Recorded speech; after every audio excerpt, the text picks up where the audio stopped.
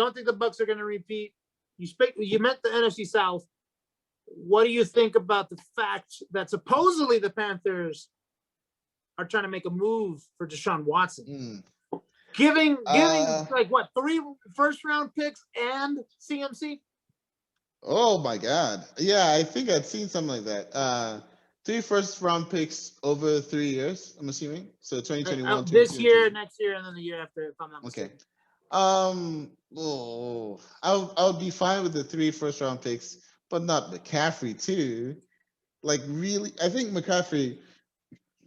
Excuse me. I think McCaffrey is like top 5 players in the NFL. I didn't say running backs. I said you players. didn't say running backs. You said players. Yeah. He was in line to be an MVP one of those years, but he got hurt. Yeah. Top 5. Okay, let me say top 5 offensive players. Let's put it that way. In the NFL.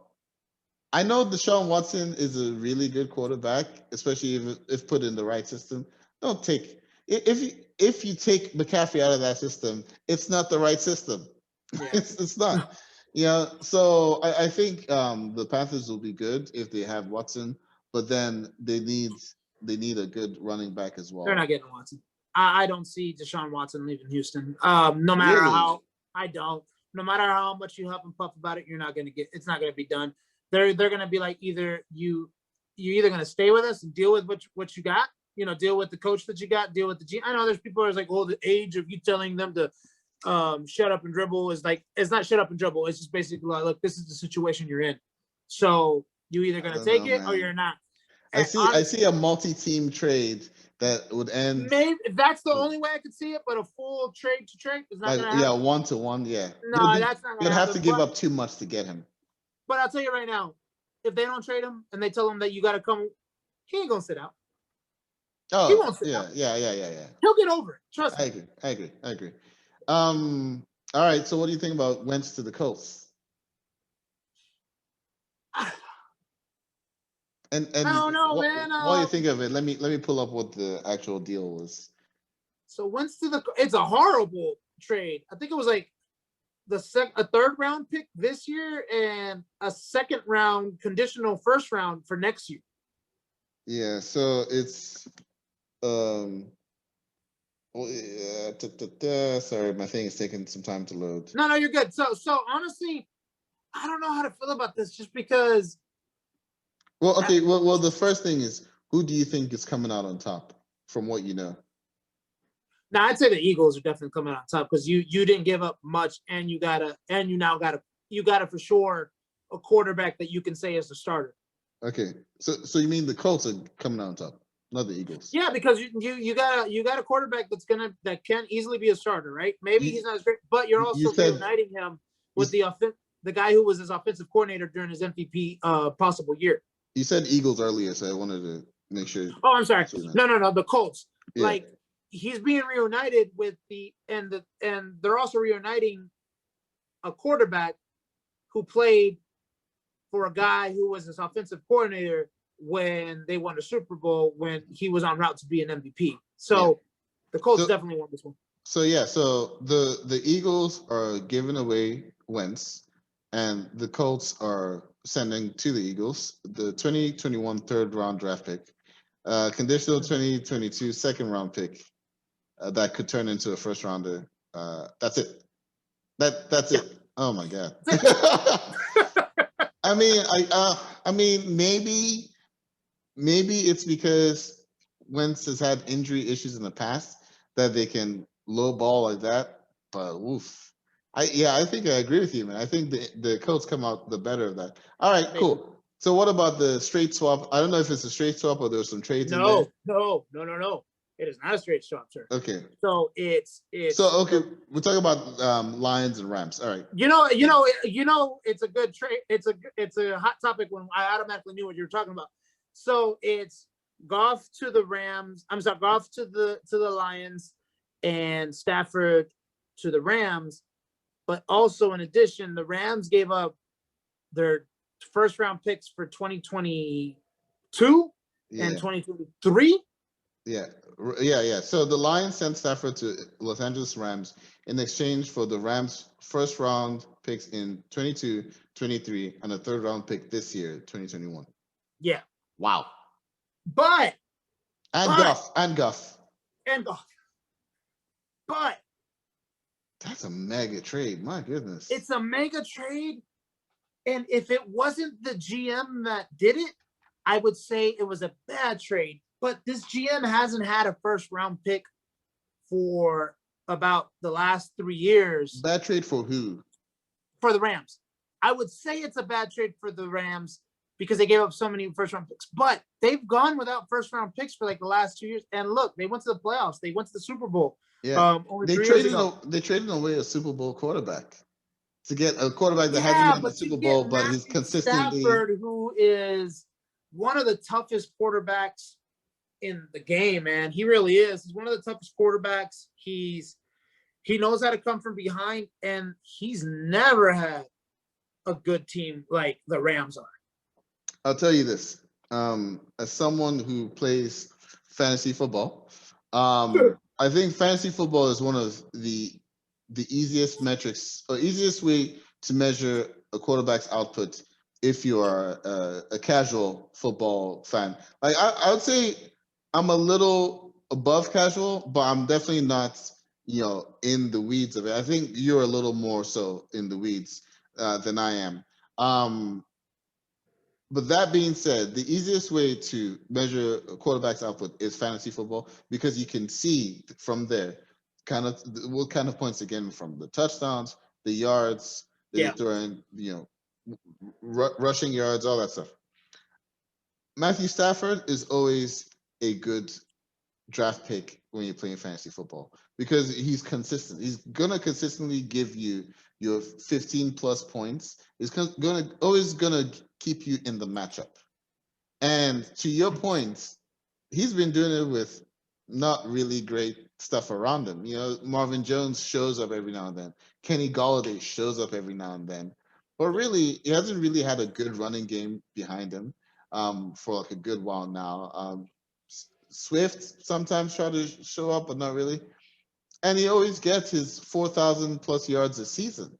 And I believe he's the record holder for like the most consecutive completions in NFL, which I think is 25, held by Stafford. Matt Ryan almost broke that one time.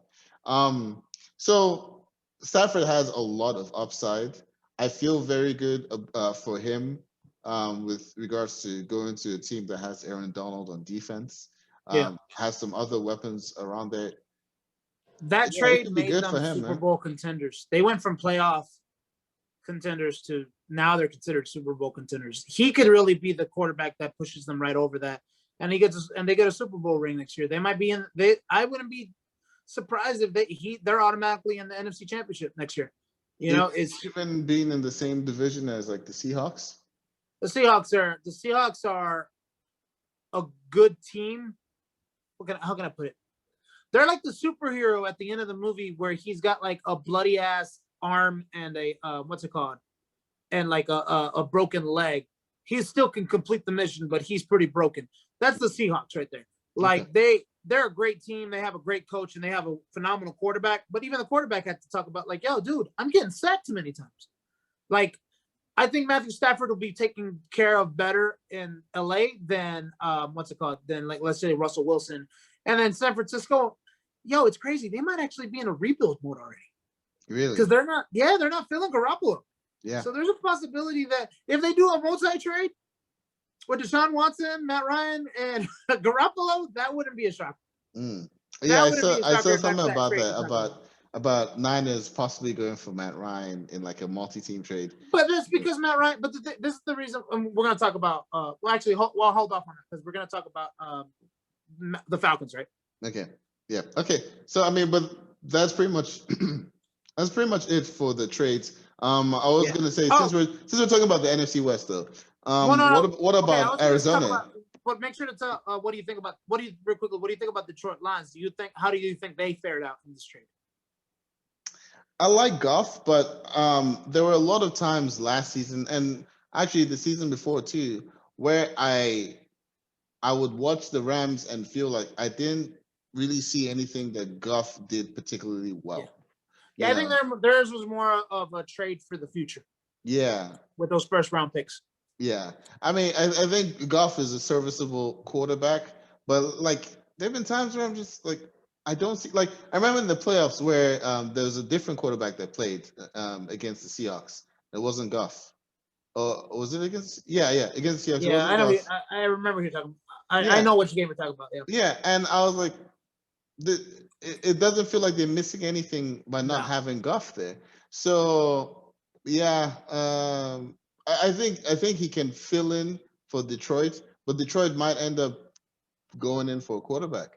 Who knows? Like a second rounder quarterback or something. Maybe.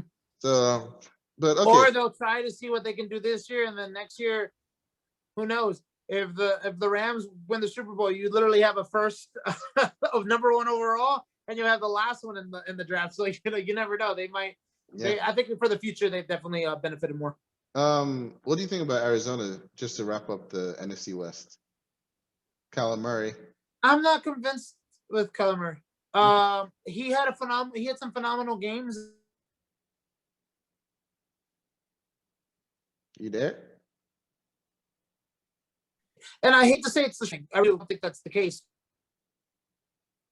Comfortable if Arizona still had Bruce Arians as the coach. Sorry. You're gonna have to start again from.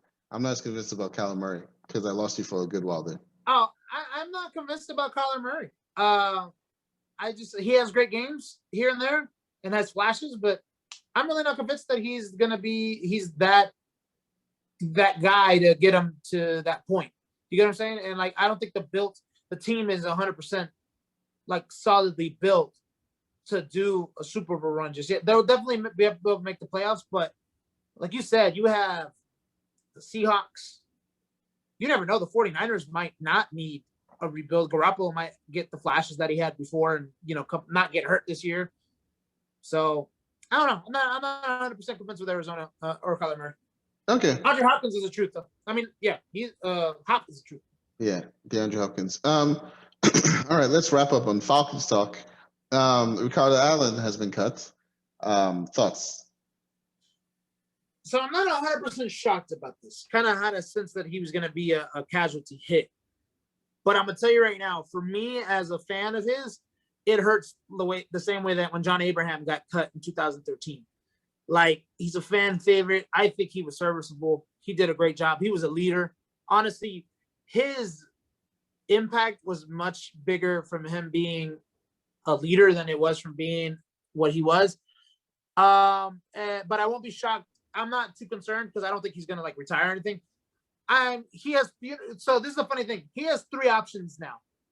If you think about it, Dallas Cowboy with Dan Quinn. Jeff Ulbrich is with the Jets, and Raheem Morris is with the Rams. Every Falcon defensive player is probably going to go to one of those three teams. Like, everyone who gets cut or we lose in free agency is going to go to one of those two teams. So, Ricardo, I have a feeling. For some reason, I feel like he's going to go to the Jets. So for me, I was a little surprised. My first knowledge of Ricardo Allen was from the season when Hard Knocks was full on the Atlanta Falcons, because I think that was his first season with us, because I think it was like in the practice squad at the time, and then I think he didn't he get cut, and then like he made it back in the team or something like that, and because Hard Knocks, they don't necessarily follow the biggest players in the team. Like, they wouldn't follow Matt Ryan every episode or something. They follow more of the guys. Matt Ryan, like, you're not following me. Right. They follow more of the guys that are like on the bubble. They have to make it big in like the third preseason game, that sort of stuff. So Ricardo Allen was the guy that they featured quite a bit. So in a sense, I think he became sort of like a fan favorite because of that season. So it was a little sad to see that he's gone. But yeah, I think you're right. I don't think like his NFL career is done. I think it's probably just one of those things where he didn't fit whatever new mold the franchise was going for. So yeah, good. Best of luck to him, of course. And then let's move on to Matt Ryan, because there were let's move on to Kurt. Well, yeah, it's the same thing. So there were other cuts in the team, not just Ricardo Allen, but Ben Kurtz. Benkert, one of the backup quarterbacks for Atlanta Falcons, was also cut. Matt Schaub, as we waived. What's the difference between being cut and waived? No idea. Practice squad, I think. I think when you're on practice squad, you get waived. Maybe. It's like you weren't on the teams. You're just you can go home. Probably. I can't say with any certainty that you're right or wrong on that. But he's not on the main squad. And then we mentioned in a previous episode that Matt Schaub is also retired. So right now, Matt Ryan is the only quarterback on the squad, which is leading a lot of people, myself included, to believe that this is gearing up towards the Falcons using one of those highly coveted draft picks for a quarterback. What do you think? I would say be optimistic about that. Only reason I say that is there's a lot of possibilities. They pick somebody up in free agency, and then all of a sudden, what's going to happen when they pick up 2 quarterbacks in free agency and you have 3 quarterbacks? Then what's the likelihood of them actually drafting a quarterback, right? That trade that you're talking about, let's say San Francisco wants to move up in the first round. Maybe they say, all right, send us Garoppolo, and we'll take him as a backup. You know, we'll give you the first round pick, you give us Garoppolo, and then they go and get Justin Fields. So there's a lot of possibilities that. Would you want Garoppolo as a backup? How do you feel about he ain't gonna be? I wouldn't want him as a starter over Matt Ryan. But he's a serviceable backup because he went all the way to the Super Bowl. You know, so it's kind of because remember the lifespan for some like people need to realize that the lifespans of all quarterbacks aren't the same, like Matt Ryan and Tom Brady and that stuff. It's like honestly, it's like 7 years. Yeah, look at not everyone's going to do Gabbert. 15 years. Yeah, Blaine Gabbert. Yeah, Blaine Gabbert has a Super Bowl ring because he sat behind Tom Brady. Yeah, you know, so it's just like it's not that's a so I wouldn't say I'm not 100% sold that they're going to get a QB in the draft, not just on Fields type, because it also you got to think about. Do they want to deal with that quarterback controversy as soon as Matt Ryan messes up? All of a sudden, everybody starts asking for Justin Fields. Yeah, and then now you're dealing with the starter. I'm of the belief that if you pick anyone, not just a quarterback, in like the top 5, it has to be with a view to actually starting them right off the bat. Yeah. Yes, exactly. Which is why it's hard to envision them picking, a quarterback, but. There also has to be some kind of push, man. There also has to be. I even if they don't pick a quarterback with the first round, I think they'll pick a high quarterback, like second round. Oh no, I'm thinking second or third round. They're definitely picking a quarterback. I honestly think they. I think third is too low. I think you got to do second round because Matt Ryan has never felt the pressure of competition at his position. Never. Like that season we're talking about with the Hard Knocks. Like you could tell that he's just like, yeah, man, I got this. But my question is, does he legitimately need one? Yeah, I think he does. I don't think he does. I think he's still gonna play the way he plays. I don't know, man. He strikes me as the kind of guy that needs some sort of external stimuli, and But can't that external stimuli be coaching? No, not for him. No, it can. Because look, what pressure did Matt Ryan have in 2016? I don't know. Exactly. But he had Kyle Shanahan, and he had gotten his playbook. That's the reason why we got Arthur. I honestly feel like we got Arthur Smith because for 2 reasons. One, we got Arthur Smith because Arthur Smith was the best coaching candidate this year, and then 2, they can use him to reinvigorate Matt Ryan's career. Okay. I really don't feel. I'm not sold on the whole. They're ready to move on from Matt Ryan. Honestly, I would not be shocked. I don't think so either. I don't think they're ready to move from Matt Ryan. Whenever I look at Matt Ryan and I think, why is this guy not successful? I never think of Tom Brady. I always think of Peyton Manning. I always think. Me too. I know what you're saying. I know what you're gonna say. Yeah, I always feel like they're very similar type of players, with the difference being that Peyton Manning is. I feel like he has that thing where he's able to say like more clutch. Yeah, it's more clutch, but also he has that thing where he's able to say, this thing isn't working out. Here's the adjustment I need to make it happen. Whereas Matt Ryan seems unwilling to whether it's go against the powers that be or to make anyone like, oh, I don't want to make them mad by changing the play. That's I what can Matt agree Ryan with that. seems like. I can agree with that. Yeah. And that's why I feel like maybe some kind of push from elsewhere. That's like, look, man, if you don't step up and like take a leadership role, your job is gone. But I think that push can happen from the GM and the coach and be like, look, basically let them know, we're not going to cut you this year, but we don't have loyalty to you. You fuck up, you're going to you screw up. 3 bleeps today. I think it was 2.